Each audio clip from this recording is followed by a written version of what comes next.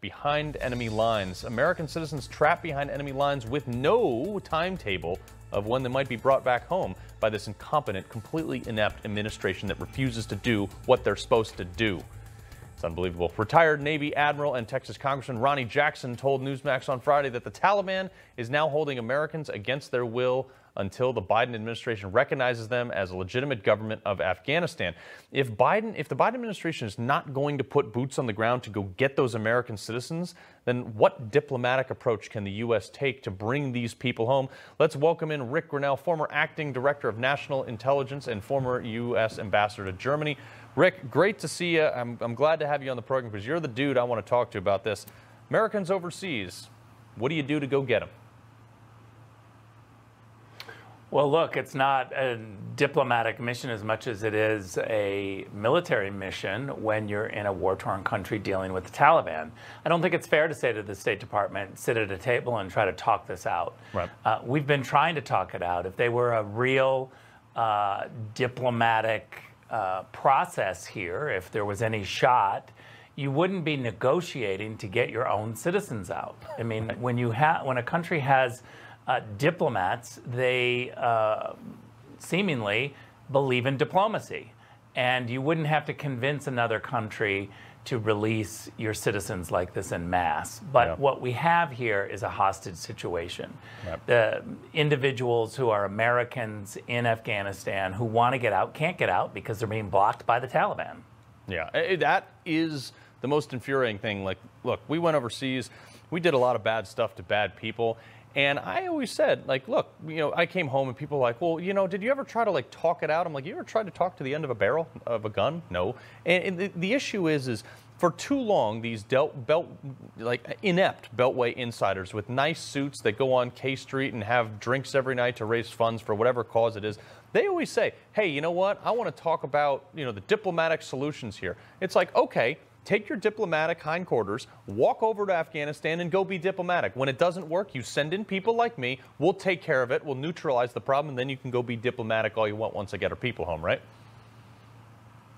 Look, as someone who's worked at the State Department for 10 years, I totally agree with you that we have two different arms of the U.S. government.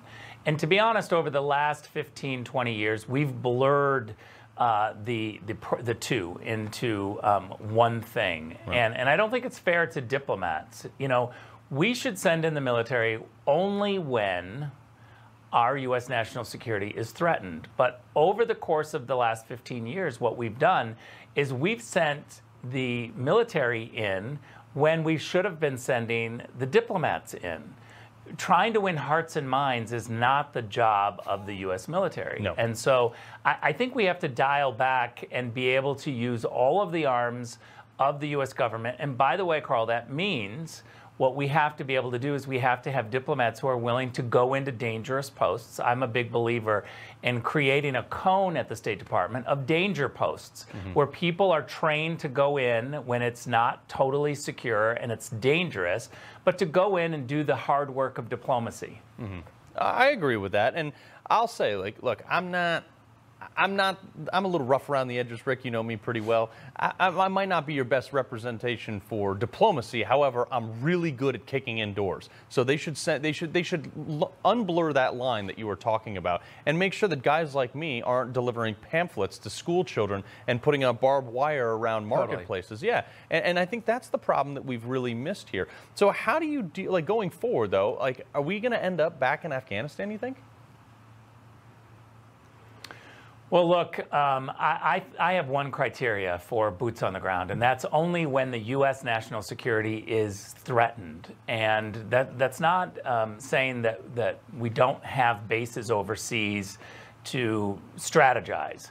But when we send boots on the ground, when they leave the base, when they are there to gather intel or to solve problems with a gun, then our national security better be threatened. And I think up until that point, we need to have diplomats who are doing the hard work.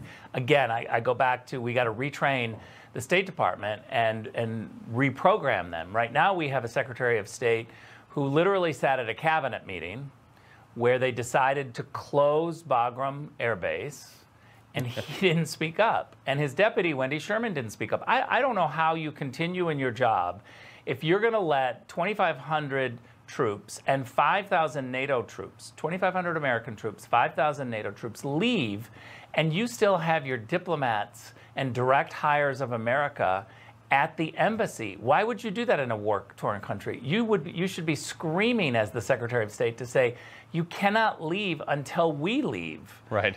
And yet they sat silent. And so abandoning Foreign Service officers, abandoning direct hires of the United States of America overseas, like Anthony Blinken and Wendy Sherman did, is unforgivable. Where's Congress? Right. This is not the way that we would allow a cabinet secretary to function. They failed, and they failed miserably and dangerously. We're lucky that we didn't have mass slaughter at the embassy. Yeah, no, I completely agree with that. I think the fact that we got and the 13 casualties are exactly that. They're casualties, but we are lucky it wasn't far worse. Now, Rick, the big thing that I got to talk to you about is China. All right, Trump made a big deal about China. He was right. Everybody ridiculed him, and then he proved he was right. Now they're like, hey, guys, Taliban, like, we're going to be your new partner in all this. By the way, let me get access to that $1 trillion lithium mine that you have there. And let's see how we can forge ahead this relationship. And a lot of our allies, especially Taiwan, are like, what just happened here? Look, I've been saying for a long time, Russia's a problem, but China's a crisis. Mm-hmm. And when you look at over the last decade or two, and you see what China's been able to do in Hollywood, in our media, in academia, and now with our politicians. I was somebody as acting director of national intelligence that had to sign off on defensive briefings for politicians. And what that means is a briefing from intelligence officers to tell politicians that they've stepped in it and they somehow are mixed up with Chinese spies. And that's unacceptable. And it had happened way too many times. And so I think we have to recognize that while the entirety of the Democratic Party continues to scream, look over there, Russia, Russia, Russia, that's the Beijing line. China loves it when the entirety of the Democratic Party is saying, don't look at China, don't look at Wuhan, don't look at the rise of China, because everything is about Russia, Russia, Russia. China loves it. Yeah. And that's kind of what we're playing into here. I mean, they want to be eventually a global currency. They want to replace us as the stability and the superpower in the world. But I always say, the world is a better place. And correct me if I'm wrong, but the world is a better place when America is strong, because we're not the people to go impose that this is this is how you have to live your life and do your thing. We just want everybody to be free to do whatever it is that they want to do within reason, as long as they don't hurt other people, right? Yeah, look, I would go a step further. I would say that multilateral organizations, the UN, NATO, do not work without U.S. leadership, and therefore global policy doesn't work without U.S. leadership.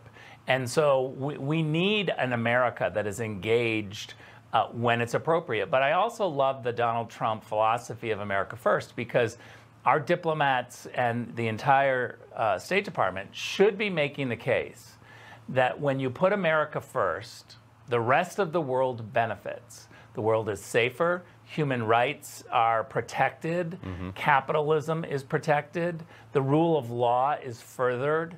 And so I think there's a case to be made that America first is really good for the rest of the world. Yeah, I completely agree with that. I think that and the people here domestically, I wish they, especially our people across the aisle, I really wish that they would realize that it's okay to love America, and I think that's really slipped away from a lot of folks. Yeah, can I just add this very quick point? There's only one place in the world where America First is controversial, and that's in America. Every other country says, well, of course you should put America first, because Germany puts Germany first, France puts France first, and that is not a controversial concept in Germany, France, Europe, Africa, Latin America, anywhere. Right. Well, and you know what? I got to say, you're absolutely right. When the world needed a vaccine, Donald Trump put his foot on the gas pedal, made it happen, got it out there, and guess what? Like, it wasn't Sweden, Chad, Sudan, or Nigeria that invented the vaccine. It was America, and then we gave it to everybody else. I mean, case in point. And the world was waiting for America at that point. When we had a global pandemic, they said, well, let's wait, America will solve it. Yeah. So because we have the best stuff imaginable, because we have unleashed the individual freedom of the great mind of the American public. Ambassador Rick Grenell, appreciate you joining us, sir.